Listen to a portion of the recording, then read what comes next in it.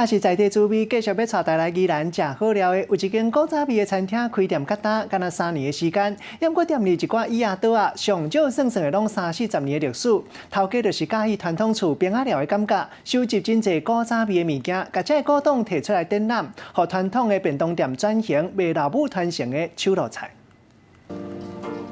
油金的咸菜来斗打卤排骨，酸中带甜，还有咸辣味，互人安尼一喙一刷一喙。谢谢。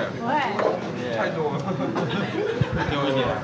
酸菜我不知道怎么讲，就是配饭特别下饭，就是会觉得吃不够这样，所以才会想要再点。这款刷喙的好滋味，是吴家如的老母传承予伊这个家传的秘方。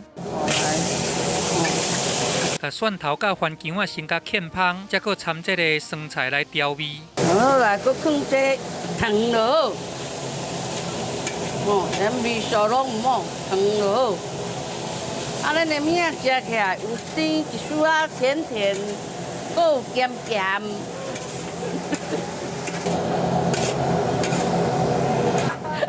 汤比较好吃。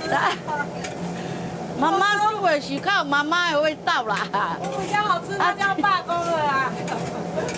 母仔囝两人有讲有笑，伫个创业的过程，老母毋若是这个吴家如精神的支持，嘛是上好的帮站。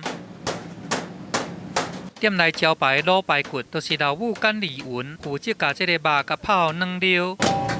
也若查某囝过来掺这个鸡卵豆油，也阁有真侪项袂当讲破的中药材。吴家如讲，这是老母的家传秘方，加上家己的创意，甲真侪摆的失败才换来的美食。应该说，这个卤排骨是妈妈传承下来，加上自己两者下去做的融合，所以会凭着当初的记忆，加上自己的创新下去做。所以刚开始抓这个量的话，会很辛苦。所以你说失败几次？ 我失败50次以上，因为真少年囡仔时代的时光，这就是吴家如开这间餐厅的动机。其实伊伫个2016年才来开这间店，也若店内这摆的物件，像这个椅桌，拢有30年以上的历史。其实我喜欢怀旧的东西，我就刚好把我一些收藏，然后刚好想到说，不如我把这些收藏品拿出来展示。 给大家，然后我把便当店的一个氛围改成一个怀旧的用餐。来，猪肉面。自从改变营业方式了后，伫咧用餐的时间，人客都安尼一直来，安尼总算嘛，互老爸老母较放心啊。爸爸妈妈年纪也大了，那我们是都没有出外过工作的年轻人。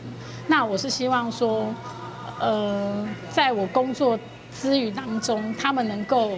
也常常来我店里，不管是吃饭，那不管是帮我也好，我至少都能够在他们的身边。